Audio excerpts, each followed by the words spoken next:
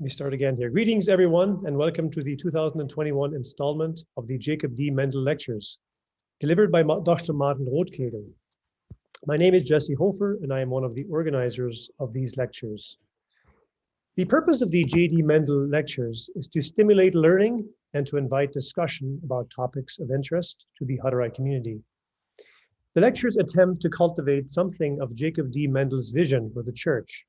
As we understand it, this vision includes a deep appreciation for Hutterite history and the broader Christian tradition, an openness to non-Hutterites and new ideas, a reverence for creation, and a boldness in putting convictions into action. Today's lecture is entitled Books for the Church of God, Reading Materials and Manuscript Multiplication. If last week's lecture was any indication, we will encounter more fascinating new details about how early modern Hutterites in Moravia created and regulated books and other texts.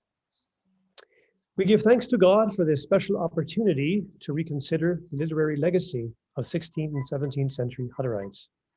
May He bless the work of equipping the Church to thoughtfully evaluate its heritage as a means to strive for greater faithfulness. Kenny, over to you. Welcome, everybody. It's once again good to have you here. Last week, I provided a fairly lengthy overview of our format. Today, I'll just keep it simple. Dr. Rothkegel will deliver about a 45 to 50-minute lecture, which will then be followed by a Q&A. You can submit your questions throughout the lecture by using the chat's Q&A or the chat feature, okay? Pardon me, Zoom's chat or Q&A feature. Dr. Martin Rothkegel comes to us from Germany, where he teaches at the Theologische Hochschule Elmstal near Berlin. The focus of his academic research has been Anabaptism in Central Eastern Europe, with a particular focus on the extant manuscripts of the Hutterites in Moravia. We learned from the first lecture how deep his understanding is of these earliest Hutterite writings, and today we will learn about their manufacturing process and so forth. So without further ado, Dr. Rothkegel, please go ahead. Good evening from Germany. Greetings to Canada and the US, where you have early afternoon now. Thank you for joining the Jacob D. Maendel lectures on reading and writing in the Church of God in Moravia, Hutterite book culture in the 16th and 17th centuries. Like in my first lecture, I will not speak about all 5 centuries of Hutterite history in general, but just about the period from the 1560s to the 1660s, during which a unique Hutterite book culture was flourishing. Book culture means that I want to speak about books rather than literature texts or ideas. Like in the first lecture, we will primarily look at books as material objects on the way they were produced, distributed, and used. And this approach will possibly help us to understand what the early Hutterites expected from the texts they were reading and circulating. What was the function of these texts in the ideas and in the life of the Hutterite Church, in the Hutterite social and cultural microcosm of that age? The second lecture is titled Books for the Church of God, Reading Materials and Manuscript Multiplication. My lecture will have 4 points, starting with some general observations. The first point has the headline, A Literate Church. There was a fundamental sociological difference between the Hutterite Church and the dominant forms of Christianity, Catholicism and Protestantism. The Catholic and Protestant churches of that time comprised the entire stratification of society, with up to 90% of the population living on the countryside and only 10% in the cities. The majority of the rural population was illiterate. Hence, in Catholicism and Protestantism, books were accessible only to a small portion of the believers. But on the other side, virtually all institutions of higher education, the Latin schools and universities, and almost the entire production of printed books of that time were Catholic and Protestant. The situation in the Hutterite Church was completely different. There were no Hutterite peasants, no Hutterite aristocrats, and also no Hutterite intellectuals who actively took part in academic discourses. Whatever backgrounds the converts who joined the Hutterite Church came from, they all had to adjust to a way of life that was based on the material and intellectual culture of the literate urban artisan class of that time. Hutterite culture was genuinely urban. In 1531, an Italian diplomat in the service of the Pope traveled from Vienna through Moravia on his way to Germany. On his journey, he was told that a Moravian aristocrat assigned building lots to a large number of Anabaptist refugees and gave them shelter from persecution. I quote with some omissions, "They have built already more than 300 houses, and every day they grow and build more. They practice all kinds of crafts. I was told that some of them are very rich because they sold everything that they had possessed and brought the money with themselves. Their sons and daughters are dressed in costly dresses. They have everything in common. They invite every visitor to join them and even promise that one can marry one of their daughters. My informant, a young nobleman, told me that he was really tempted to do so because thanks to their good diet, these girls are very beautiful. But some of them asked him secretly to run away with him." The aristocrat who owns the land supports the Anabaptists a lot, not because he belongs to their sect, but because he hopes that that they will build a large city, which will be very profitable for him. End of the quote.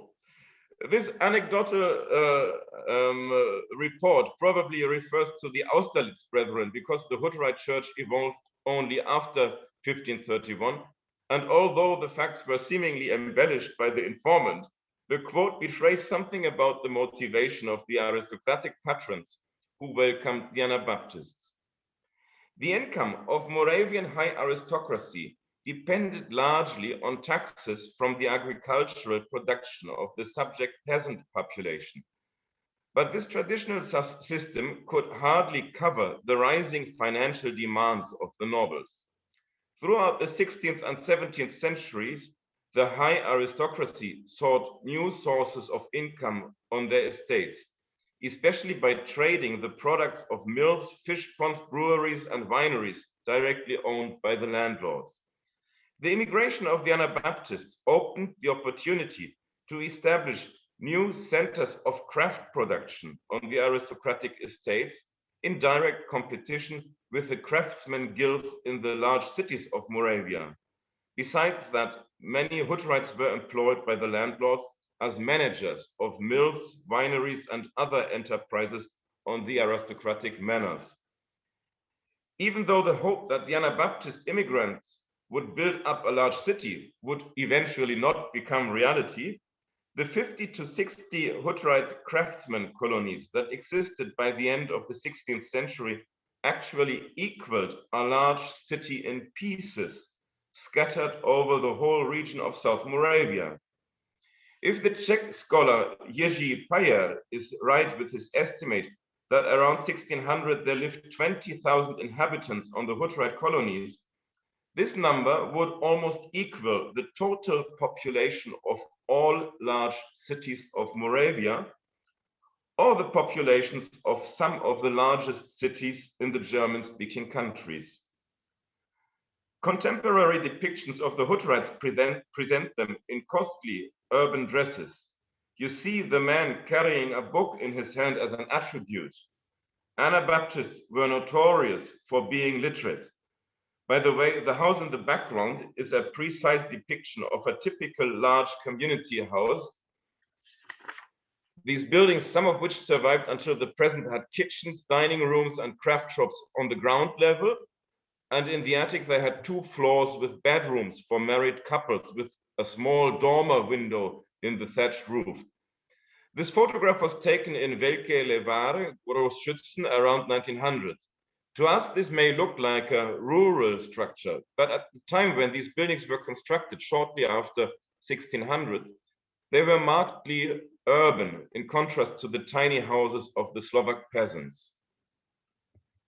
In early modern society, social status was recognizable by clothing, as dresses followed strictly prescribed dress regulations for each social class or group.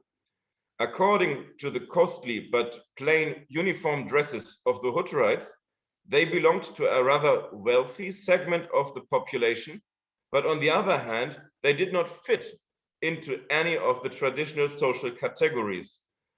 On this view of a Moravian city published in the 1590s, you can see in the foreground a Hutterite with a book in a vivid discussion with a nobleman. A 16th century viewer would immediately understand how unusual this scene is. The frankness of the Anabaptista is as irritating as the readiness of the noble to engage in such an unequal conversation. Thus, this small depiction is an interesting illustration of the very special social status of the Hutterites.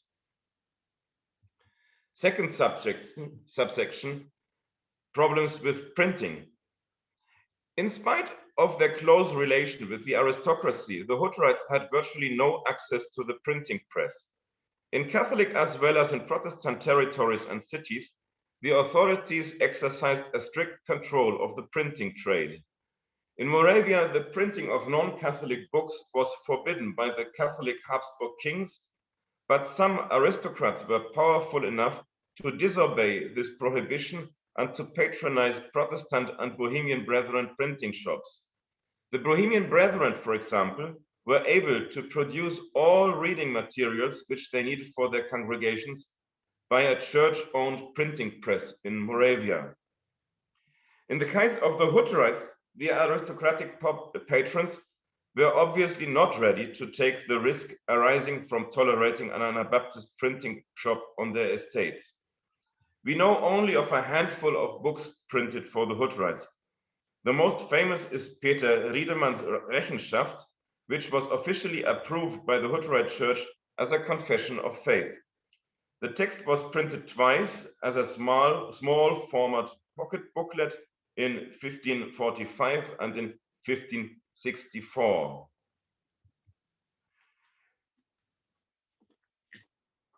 In the first case, without any indication of place and printer, in the second with the enigmatic imprint Philip Folland, which seems to be a pseudonym. Printing Anabaptist texts was dangerous and could even be punished by death penalty. In my last lecture, I mentioned that a printer in Prague produced an edition of the New Testament for the Hutterites in 1570, and indeed this caused him big trouble when one of his neighbors mocked him on the street as a hired Anabaptist. Fortunately for the printer, the neighbor had no evidence against him, and the criminal court eventually fined the neighbor for evil slander. Another print commissioned by the Hutterites was a booklet titled Etliche fürnehme Kapitel aus heiliger göttlicher Schrift mit Fleiß zusammengericht, a collection of Bible texts for the worship services between Easter Sunday, before and after Easter Sunday, including the celebration of the Lord's Supper. The print appeared in 1613 without the place and name of the printer. Besides the beautifully printed Bible texts, it had a broad margin for sermon notes to be added by hand by the preachers, for whose use the booklet was produced. We know about two cases in which Hutterite elders printed pamphlets for distribution outside the community. The first pamphlet was published by Klaus Breidel in 1603 or 1604, a defense against charges raised against the Hutterites by a Protestant preacher. Unfortunately, we were not able to locate a copy of this print. The other pamphlet was the well-known Sendbrief, published by Elder Andreas Ehrenpreis in 1652, in which he invited the Swiss brethren, Mennonites and Polish brethren to unite with the Hutterites. Again, we do not know where this print was produced. While there were only these few exceptional cases in which the Hutterites dared to have texts printed, it is safe to say that they were used to printed books. In general, Hutterite manuscripts are imitating the style of contemporary printed books and differ substantially from medieval manuscripts. Different from medieval manuscripts, they had title pages and other features that usually accompanied the actual texts in 16th and 17th century imprints, like prefaces, tables of content, folio numbers or page numbers, and alphabetic indices. All such additions or so-called paratexts were intended to facilitate the practical use of printed books, and they were imitated by Hutterite manuscripts. On the left side, you see a title page penned by the professionally trained Hutterite scribe Hauprecht Zapf in 1581, which followed the latest fashion of contemporary title page design. On the right side, you see a preface penned by the Hutterite cloth shearer Caspar Artloff in the same year 1581, again in a style which fully met with the aesthetic expectations of contemporary readers of printed books. The most fascinating feature, though, are the painstakingly precise alphabetic indices, which we find in many Hutterite manuscripts, like in this book on animals, plants, and stones, penned around 1565. Somebody went through the entire text of the finalized copy and made lists of all subject matters and the relevant page numbers, and edited an index from it. Again, this corresponded to the state of the art in contemporary printing culture. Third subsection of my first point, a system of manuscript multiplication. As the Hutterites were deprived of a printing press, they deliberately organized a unique system of manuscript multiplication at some point of time around 1564. There is no direct evidence for this date for my statement, but it is a hypothetical conclusion based on three observations. First, Hutterite manuscripts contain an abundance of texts originating from the early Anabaptist movement and from the first 3 decades of the Hutterite Church before 1564. Second, the earliest Hutterite manuscripts date from 1564. And third, from 1564 on, we suddenly have several copies of most texts. So why are there no preserved manuscripts penned before 1564 and from 1564 on, we suddenly have so many? My theory is that in or short before 1564, the Hutterite church leadership made a decision to collect the entire written heritage that was circulating in the community in order to produce clean copies of a meaningful selection of the texts. The clean copies were carefully kept and copied in multiple copies, but the older manuscripts somehow got lost for whatever reason. What you see here is the so-called Montana Codex, which was deposited in Goshen College some years ago. It was penned between 1564 and 1566 and contains on 1,200 tidily written pages a large body of texts that were approved for circulation among the congregation. I assume that this Montana Codex and 2 other similarly bulky large quarto codices in Bratislava, one of which you see here, served as master copies from which rank and file members were permitted to compile selections of texts for their personal devotional readings or as a gift for fellow believers. We know from the church ordinances that the ministers and managers were supposed to provide paper, pens, and ink to those members who wished to copy a collection of epistles, treatises, and martyr confessions. The so-called epistle books were usually in a handy octavo format. The penmanship was sometimes clumsy, sometimes remarkably routine, but in all cases, the copyists used easily readable book scripts rather than their personal everyday cursive hand. The reason for this regulation was that when a person died, all his or her books were to be handed out to the ministers and managers who assigned them to another reader. Some copyists were real calligraphers, like the cloth shearer Caspar Adloff. On the left side, you see the title page of an epistle book written by Adloff in 1581. On the right side, you see an interesting note which Adloff added in 1585. This booklet belongs to my dear brother-in-law Wendel Kämmerer, a weaver, and his wife Andel, my dear sister, because I gave it to them during my health and lifetime, and signed an obligation by my own hand, but due to the distance, I could not send it to them. Obviously, Adloff tried to prevent the minister of his colony to collect and redistribute the volume after his death. Who knows whether this attempt to circumvent the rules of community property worked out.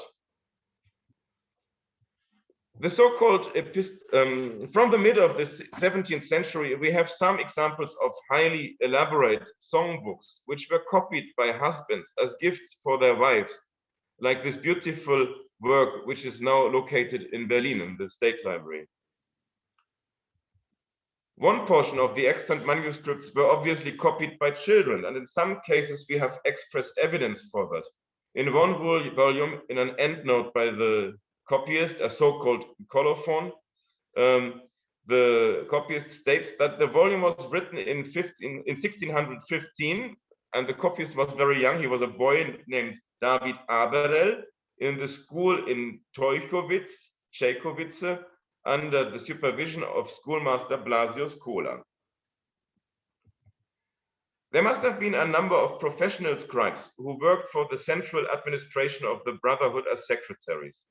Besides issuing the outgoing correspondences of the elders and ministers and drafting contracts and other legal documents, they copied Bible commentaries for the ministers, processed incoming printed Bibles for circulation within the community, and copied and updated chronicles for the ministers and managers. An exceptional case was the bookbinder and professional copyist Isaac Dreller, who worked in Western Slovakia between the 1630s and the 1660s. Several dozen manuscripts by Dreller's hand, including some older volumes restored and rebound by him, are preserved. Dreller did not work for the administration, but produced books as a trade. This is one of his last dated works from the 1660s, a copy of the so-called article book. Point 2, good reads for the congregation. Access to texts and knowledge was regulated in the Hutterite Church. Saying this, I do not imply that the congregation was dominated over by the ministers and managers.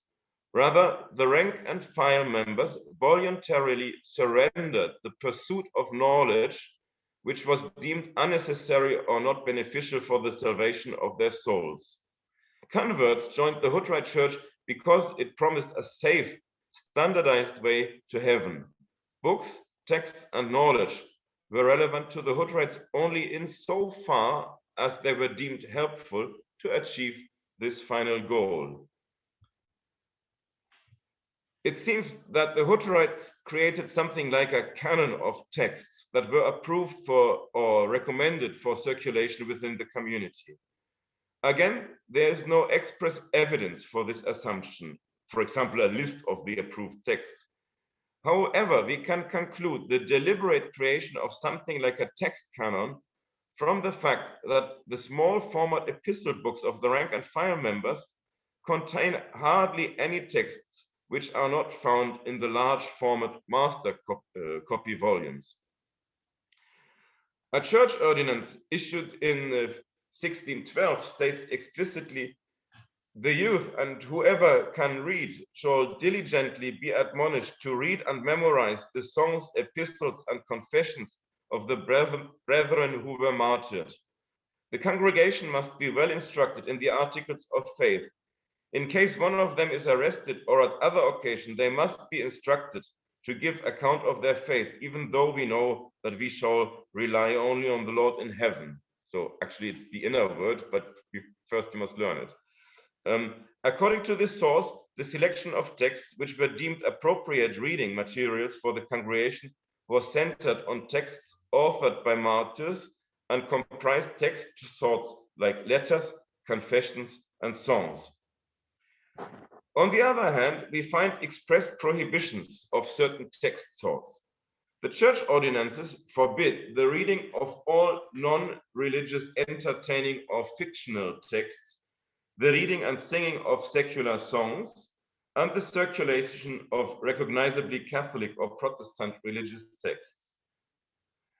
The way the Hutterites dealt with non-Hutterite religious texts is interesting. The writings and letters of the pre-Hutterite Anabaptists like Hans Hut and his disciples, the Schleitheim articles, and the texts related to Michael Sattler, and the spiritual writings of Hans Denk were included in the canon of reading materials recommended for the congregation.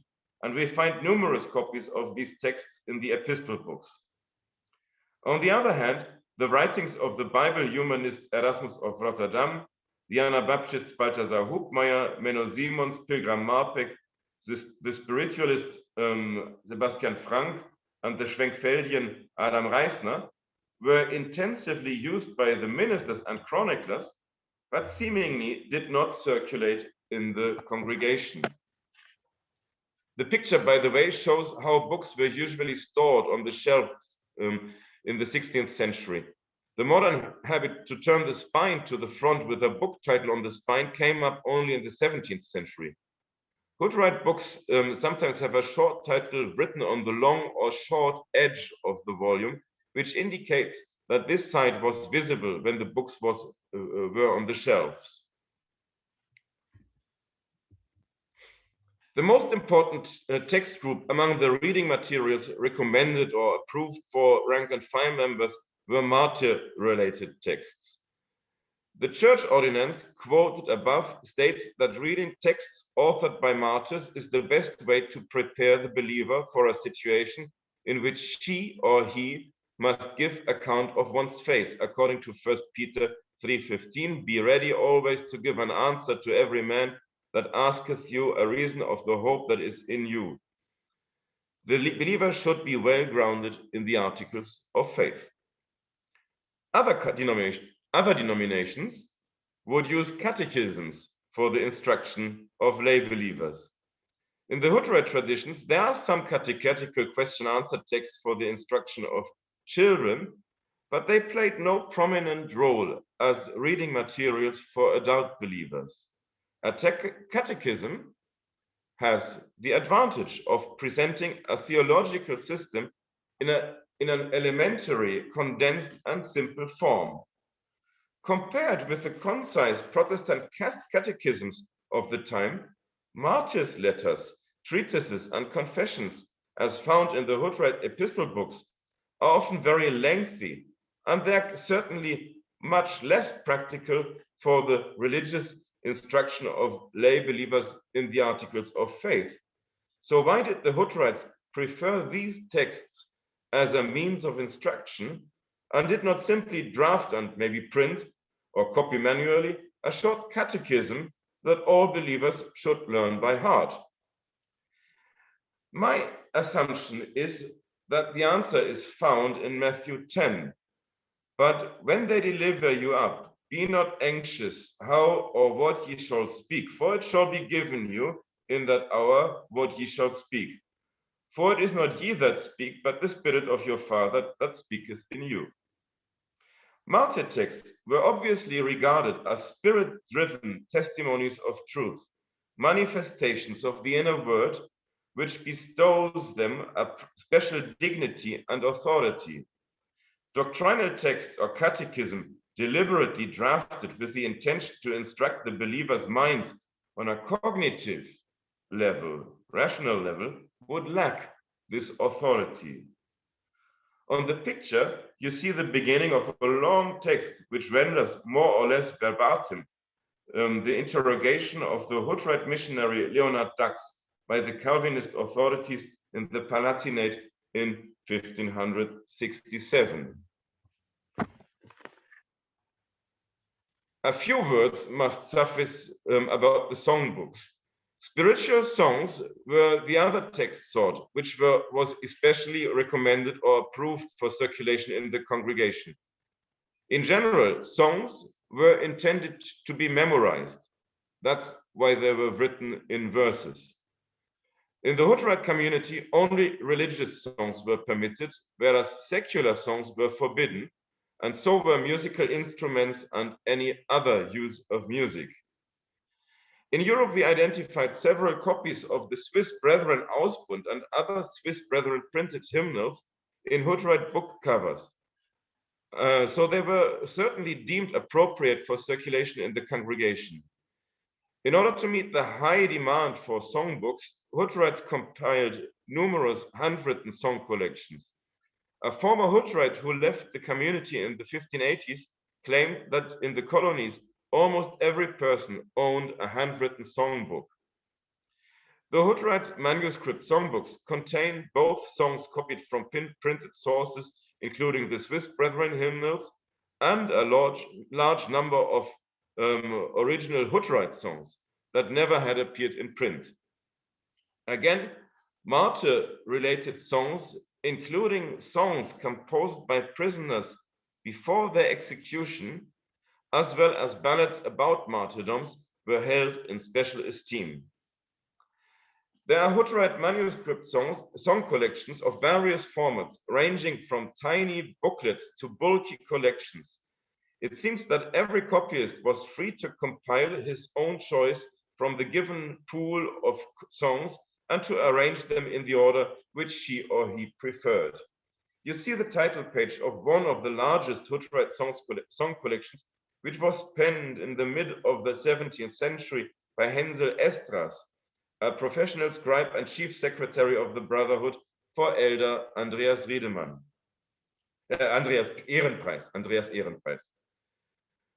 What all Hutterite song collections had in common was that they were not intended for use in worship meetings. Otherwise, they would have been more uniform. It seems that during worship, only a very limited number of hymns were actually sung, and that the congregants were expected to know these few hymns by heart.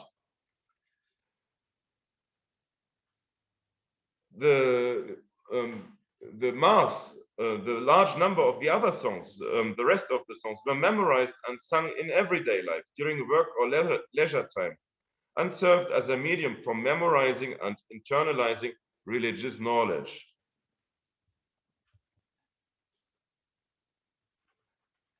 A much larger body of text was accessible to certain groups of persons within the Brotherhood, especially the ministers, Diener des Wortes, and the managers, Diener der Notdurft, and to the surgeons. Newly appointed ministers were assigned hand libraries consisting of printed books and manuscripts. The largest book collections may have existed at the seats of the central administration of the Brotherhood in Neumühl, Nove Mlini in South Moravia, and later in Sobotište in Western Slovakia. But this is just a hypothetical assumption. We have no real evidence as to how many and which printed books the ministers had at their disposal on the individual colonies.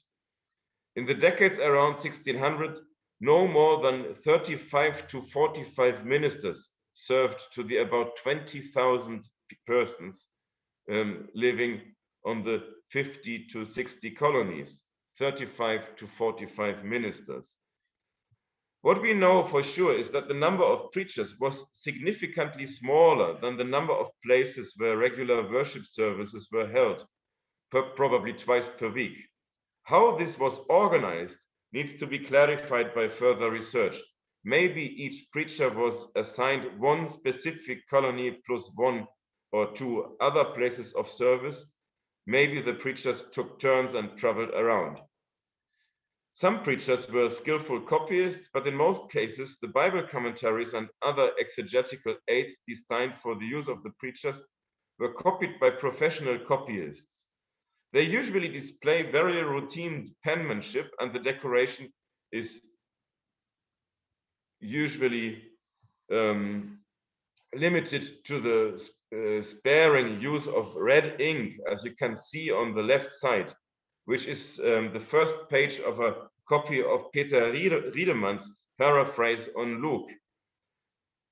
So this was copied in a central copying shop by a professional scribe for the use of a minister on one of the colonies. Some preachers had the habit of drafting their sermons in written form, and sometimes they penned clean copies for repeated use. This was the case with Hauprecht Zapf, who in a later stage of his life became a minister after having served as a scribe and secretary, who around 1600 collected his sermons for baptism and the Lord's Supper in written form, one page of which you see on the right side. Preachers and managers enjoyed material privileges based on 1 Timothy 5:17. Let the elders that rule well be counted worthy of double honor, especially they who labor in the word and doctrine. According to some sources, they lived in luxury like nobles. Be that as it may, they obviously were in a position that allowed them to commission lavishly decorated books that would indeed have met the expectations of contemporary nobles. What we see here is a 1583 copy of the so-called Great Article Book, an extensive compilation of biblical and post-biblical quotations that support the Hutterite positions on disputed topics like baptism, Lord's Supper, violence, magistrates, community of goods, and divorce. Throughout the volume, it is decorated with elaborate ornaments. Again, the copyist was Hauprecht Zapf, but this work dates from a time when he was still working as a scribe and chief secretary of the Brotherhood and was not yet ordained to ministry. He produced this masterpiece for a manager whose initials were MW. I was not able to identify that person with certainty. Another group which had privileged access to books were the surgeons, who did not only practice within the Hutterite community, but also enjoyed a high reputation among the aristocracy. From the 1570s on, there existed an organized guild of highly qualified surgeons within the Hutterite Brotherhood. They systematically trained their apprentices in Paracelsian medicine, an alternative system of medicine based on the writings of Theophrastus Bombast Paracelsus. In contrast to the traditional academic medicine, which was taught in contemporary universities, Paracelsian medicine was not based on the medical writings of the ancient Greek and Roman tradition, but on a peculiar mixture of Kabbalah, alchemy, astrology, magic, and other esoteric traditions. Most curiously, Paracelsus advocated the therapeutic use of some dangerous toxic chemical substances which were forbidden in traditional academic medicine. One reason why this highly controversial type of medicine may have been preferred by the Hutterites may have been the fact that most works of Paracelsus and his disciples were available in vernacular German, whereas academic medicine was exclusively taught in Latin. The most prolific Hutterite medical author was a certain Leonhard Gagasser, who authored no less than 11 extensive handbooks for the instruction of apprentice surgeons. Gagasser and several other Hutterite surgeons were able to read Latin. Quite probably Gagasser had received an academic training before he joined the Hutterites, but so far I have not been able to identify him in a contemporary university register.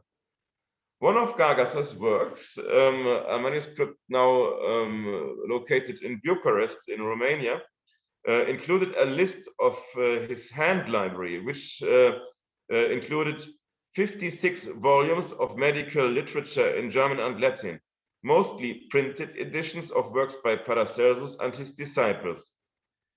Based on this list of Gagasa's personal hand library, I identified one volume from Gagasa's personal collection in a small Slovak library, which contains a handwritten work by Gagasa bound together with some esoteric works in Latin, like these books on planetary spirits, astrology, and their alleged medical use. So on the left side, you see Gagasa's extract of a work on surgery, chirurgia, and on the right side, you see something on the significance of planetary constellations for successful surgery and chemical therapies. Hutterite surgeons were obviously interested in certain forms of magic, including the use of amulets. They were interested, even though we do note whether they really practiced everything they found in the Paracelsian texts, which they copied and compiled. The special knowledge of the Hutterite surgeons was strictly secret, and so were their books. To protect the secrets of their art even better, many words and passages in Hutterite medical books were written in cipher, especially in the secret alphabet you see below. It's from a Hutterite manuscript, which was believed to be of Jewish Kabbalist origin, but in reality goes back to the Renaissance philosopher Heinrich Cornelius Agrippa von Nettesheim. By the way, the same code you see here was used by 18th century Freemasons and is therefore known as Masonic cipher. Surprises in Hutterite manuscripts. My research in the Hutterite manuscript tradition was focused on texts that were known to be of Hutterite origin or that were known to have circulated among the Hutterites. If you travel to a European library and have limited time, you can usually order just a small number of volumes per day to the reading room, but you are not permitted to look through the stocks searching for book covers with of Hutterite origin. Hence, we chiefly found texts that we already knew of. Sometimes we found unknown additional copies of already known texts, but this whole way of searching was somehow based on circular reasoning, because following this method, it is unlikely to find anything that you were really not expecting, because you can't see the volumes, you must order them to the reading room. How shall I know from a catalog whether a book of which I read only the title is Hutterite or not? Anyway, in some cases, there were lucky surprises. What you see is the title page of a treatise on cosmology and natural processes, including meteorites, rainbows, but also the development of the human embryo in the uterus. The text was translated by a Hutterite from a non-identified Latin work in 1577.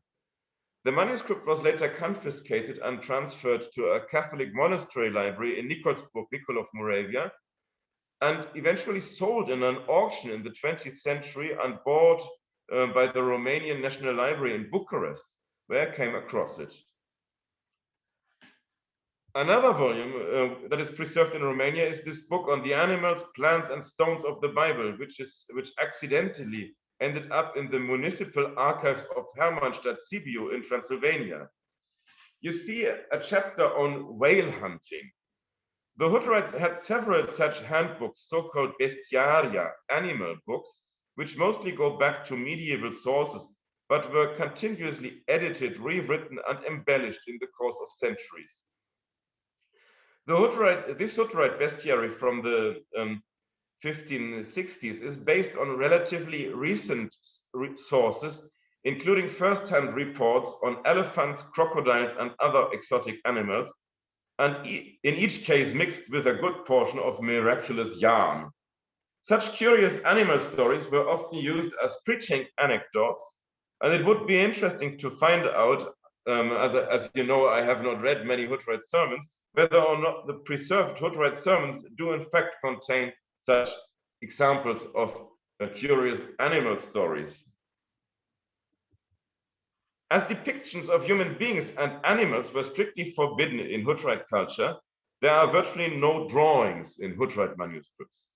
Among the few exceptions which I came across are a devotional booklet copied by a young Hutterite girl from a printed source which contains clumsy drawings of flowers.